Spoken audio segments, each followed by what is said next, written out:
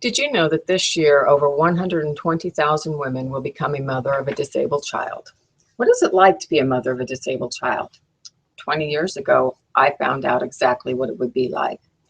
I was told then that my son would be born with spina bifida and hydrocephalus. At first, I felt fear, anger, hopelessness, and resentment. I cried out, "Why me? I can't do this. I'm not capable." Gradually, I stopped feeling sorry for myself. I put on my big girl panties and I prayed I wouldn't mess this up. Daniel was born 6 weeks early by cesarean section so that they could do surgery to drain the water from his brain. When he was born, he was intubated and he was wrapped in saran wrap, and they whisked him away for the surgery. The saran wrap was because he was born with a hole in his back, and they needed to surgically close that as well. I finally was able to see Daniel for the first time a day later in the NICU. And this is Daniel in the NICU after his surgeries. Now, I felt very overwhelmed, terrified, and alone. But the blessings came as my own faithfulness, perseverance, and patience grew. I became very dedicated, and my strength increased as I watched my son and how courageous he was becoming. Daniel would never walk or crawl like a normal baby, so I taught him how to roll around on a skateboard, and it was amazing to watch him. He received his first wheelchair when he was 13 months old, and he became a pro at it. Daniel, for the first time, said "Mama" when he was 2.5 years old, and I knew that I had just witnessed a miracle from one of God's little angels. Now, Daniel went to regular school, and he talked and he played with it and did what the other kids did. He was just in a wheelchair. He won awards and he worked hard for them. He went on field trips and he had many friends. Unlike the other children, though, Daniel did have to go through a lot of surgeries. He had 27 surgeries by the time he was 7 years old, and he always had this smile on his face. This slowed his learning down some, but it never slowed Daniel down.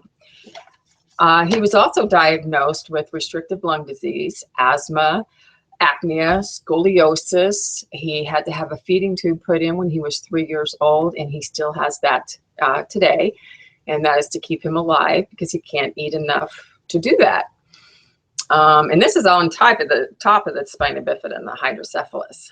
Nevertheless, this young man, as you can see, always has a smile on his face.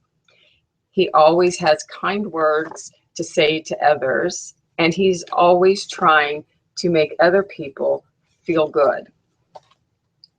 I refused to treat Daniel as if he is any different from any other child. The words "I can't" were taken out of our vocabulary.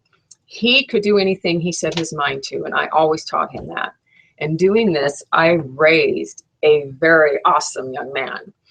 He is an inspiration to everybody he meets, but he's the biggest inspiration for me. When he was 12 years old, he insisted on being baptized so that he could pass the sacrament with the other deacons.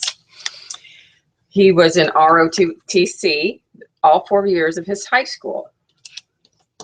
He graduated from that high school in 2013, and he is now learning how to work in the community and how to get around and do things for himself. When he was 17, he finally was able to do his Make-A-Wish, and I was so happy to be there when he met Mike Trout, which is one of his angels from the Anaheim Angels. He has given me many priesthood blessings because he does hold the power of the priesthood because he was baptized.